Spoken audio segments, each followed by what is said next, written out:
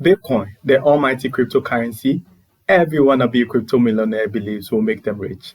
Hello everyone, welcome to our weekly explainer videos on the Africa Blockchain Report, where we tackle all things decentralized finance and its use cases such as cryptocurrency.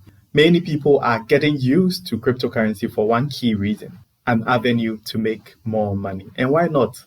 There's a dream being sold to many people, so we tend to think cryptocurrency is a ticket to riches. We see and hear success stories all over the internet of people that invested an amount in cryptocurrency and made millions in weeks or days. Due to this, everybody wants to be a part of the action and join the success stories that we see and hear on the internet. Celebrities and popular business figures such as Elon Musk and Jack Dorsey are active in the cryptocurrency space. Indeed, it's true you could be a millionaire if you had invested, say, $1,000 into Bitcoin when it launched in 2009, because it was worth literally zero at that time. Experts have gone far to predict Bitcoin will be valued at around $100,000 by 2023. It was widely reported in the media a couple of months back that El Salvador, a country in Central America, had adopted Bitcoin as its official currency. All these happenings in the cryptocurrency space and the decentralized finance space has brought a lot of excitement and buzzwords that people are using and throwing around. Buzzwords such as blockchain technology, NFTs, DAOs, etc. are all flying around. Bitcoin seems to be the star of the show though, with many people looking to invest in Bitcoin and other forms of cryptocurrency.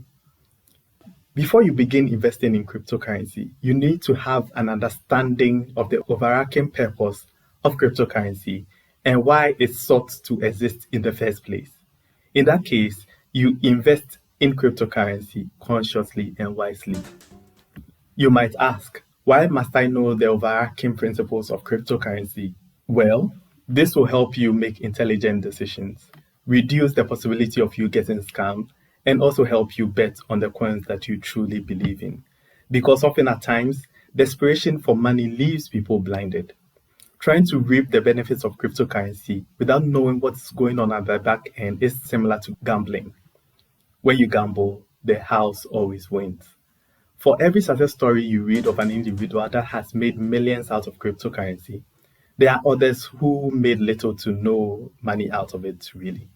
To understand cryptocurrency and its various use cases and where it's headed, we need to understand decentralized finance, which is the overarching umbrella on which cryptocurrency is sheltered under. So what is DeFi, or decentralized finance? All the innovations we see in the cryptocurrency space is a subset of a bigger picture called decentralized finance. Decentralized finance basically is a financial model or system that eliminates financial intermediaries. Now let me explain financial intermediaries to you. The whole financial system of a country, say Ghana, has two key players. We have key player number one, which is the Bank of Ghana, also known as the central bank. And what the central bank does is it prints money, it circulates money, it regulates money supply, all that. Then we have key player number two, which are your standard commercial banks. What do? Well, they hold your savings and then they invest money in the forms of loans. Key player number one, which are the central banks, exists because they are backed by a government. So the Bank of Ghana is backed by the government of Ghana. While key player number two, which are commercial banks, are regulated by key player number one, which is the central bank. Key player number one and key player number two work hand in hand to control the financial system of every country. But mind you, under key player number two is a broad and a large sector, which also comprises other financial institutions such as exchange houses, telecom operators, and even insurance companies.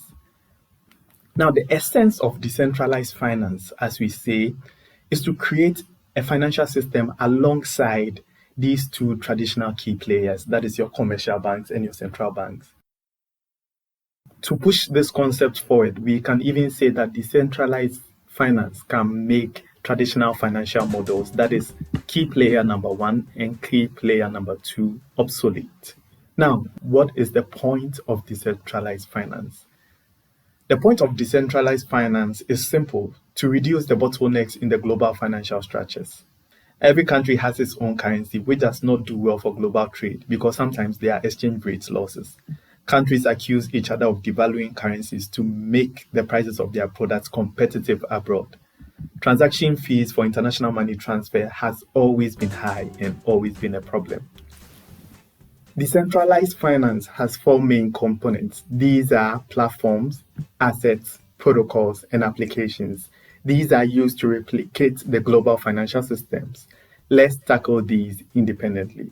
So platforms are the base on which decentralized finance is built. This is similar to the role that a central bank plays.